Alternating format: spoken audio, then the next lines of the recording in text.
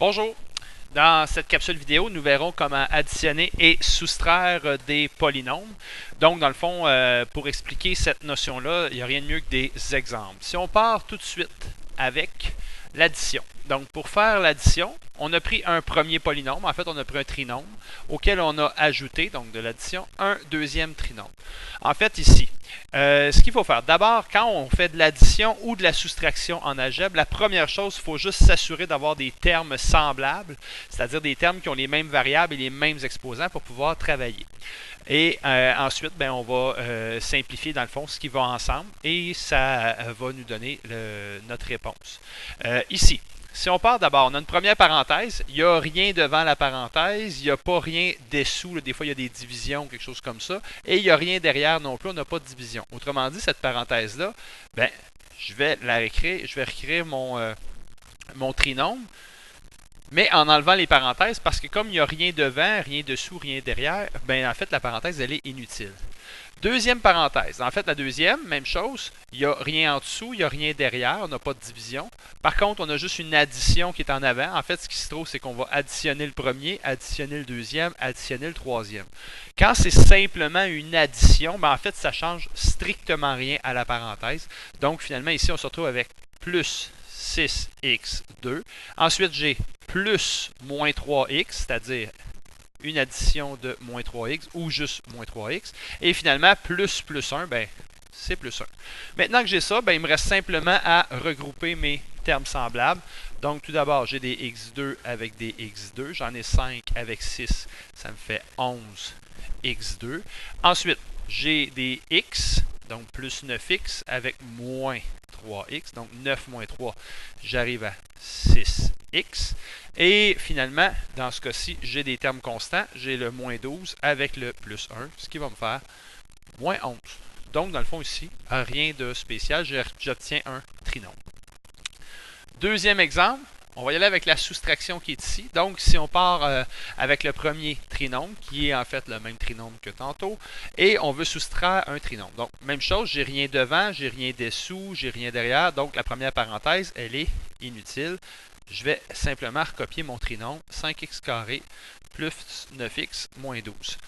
Maintenant, ma deuxième parenthèse, ou mon deuxième trinôme, j'ai rien derrière, j'ai rien dessous non plus, donc je n'ai pas de division. Par contre, j'ai une soustraction qui est en avant. Donc, ça veut dire que j'enlève 6x2, j'enlève moins 3x et j'enlève 1. Donc, c'est moins tout ce qui est à l'intérieur. Ce que ça a de particulier, un moins devant une parenthèse, c'est que ça va changer tous les signes à l'intérieur de la parenthèse. C'est-à-dire, ici, j'avais 6x2, donc là, j'ai moins 6x2. Ici, j'avais moins 3x, là, j'ai moins 3x. Donc, moins 3x va me donner, évidemment, plus 3x. On peut écrire plus directement. Là. Et finalement, j'ai moins 1. Comme il y a juste un moins 1. Et on va faire le même exercice que tantôt. On va ensuite regrouper nos termes semblables, c'est-à-dire les x2 avec les x2. 5 moins 6, j'ai donc moins 1 x2 ou juste moins x2. Ensuite, les termes en x, j'ai plus 9x avec plus 3x, j'ai donc 12x. Et finalement, mes termes constants, moins 12 avec moins 1, j'obtiens moins 13. Donc, ma réponse ici est un trinôme. D'autres exemples, mais c'est toujours le même principe. En fait, le premier ici, c'est une addition. Rien devant la parenthèse. La deuxième parenthèse non plus. Dans le fait, les parenthèses sont, si on veut, sont inutiles. Donc, je pourrais réécrire 4x carré plus 3xy moins 2x2. Donc, ça, c'est mon premier trinôme. Le deuxième, comme c'est un plus qui est devant une parenthèse, il ne se passe strictement rien. Moins x2, moins 5xy, et finalement, plus 7y2. On va simplement regrouper les termes semblables. Donc, qu'est-ce qu'on a de semblable? On a des x2 qui vont avec des x2. Donc, quand je regroupe ces x2-là ensemble, ça me donne 3x2. Ensuite, si je regroupe des xy plus 3xy avec moins 5xy, ça me donne moins 2xy. Et finalement, si je regroupe des x2 Oh, je l'avais oublié tantôt ce X2-là. J'en avais 3, il me restait... Oh, on va juste effacer ça. Ça va être un vert. J'avais passé tout droit. Vous l'avez probablement remarqué. Donc, j'en avais 3, j'en ai 2 de plus à ajouter. Donc, je vais juste changer, au lieu d'être un 3 ici, c'est un 1. Mais 1, on ne l'écrit pas. En fait, c'est un 1 sous-entendu. Je vais juste laisser X2. Donc, je m'excuse. Donc, celui-là est réglé. Réglé et réglé. Il me reste simplement, finalement, un 7Y2 à la fin. Donc, je vais pouvoir écrire plus 7Y2. Alors voilà pour le premier exemple. Deuxième exemple, c'est une soustraction. Donc le premier, ici notre premier trinôme, il n'y a rien devant la parenthèse, il n'y a pas de division. Donc notre première parenthèse, elle est inutile. Je vais pouvoir écrire mon trinôme. Moins 5x à la 2, moins x, moins 8. Et mon deuxième, dans le fond, j'ai un moins qui est devant la parenthèse. Donc je vais envoyer le moins à tous les termes à l'intérieur. Donc, tout le monde va changer de signe. Moins 2x2 va me faire plus 2x2, moins 7x, et moins 3, plus 3. Et on va faire le même exemple, le même exercice, c'est-à-dire, on va regrouper nos termes semblables. On va faire attention cette fois-là. Donc, des x2, avec des x2, j'en ai pas d'autres. Donc, j'en avais moins 5, plus les 2, je suis à moins 3x à la 2. Un petit changement de couleur. Ensuite, on a des x, on en a moins 1 avec moins 7. Donc, on est rendu à moins 8x. Et finalement, il me reste uniquement des termes constants. Moins 8 avec plus 3. Moins 5. Donc, j'obtiens, encore une fois, un trinôme dans ce cas-ci. Dernier exemple. Alors, on a quoi?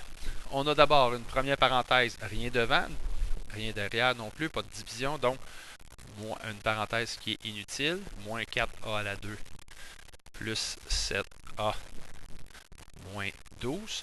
Par contre, la deuxième parenthèse, elle est précédée d'un moins. Je distribue mon moins à tout le monde. Moins 3a2 plus 3a à la 2 moins 3a. Et ensuite, le dernier, moins 1, qui va me faire 1 plus 1. Il me reste simplement à les regrouper tout ça. Donc, les termes en A2, j'en ai moins 4, plus les 3 A2 qui sont ici.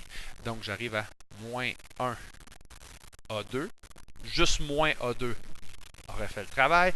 Ensuite, plus 7A, moins 3A, ça me fait plus 4A. Et finalement, mes termes constants, parce que c'est juste ce qui me reste. Il me reste un moins 12. Il me reste un plus 1. Moins 12 avec plus 1. Ça nous fait moins 11. Donc, notre réponse, c'est... on peut l'encadrer. En fait, notre réponse, c'est le trinôme qui est ici. Tantôt, c'était le trinôme qui était là. Et ici, c'est encore un trinôme.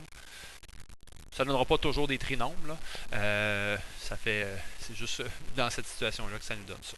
Alors, donc, j'espère que toutes ces couleurs-là ne vous ont pas trop mélangé. Ce qu'il y a à retenir, un moins devant une parenthèse enlève tout ce qui est... pas enlève, mais change tous les signes à l'intérieur. Une addition devant une parenthèse ou rien du tout, mais en fait, c'est que la parenthèse sert à être inutile.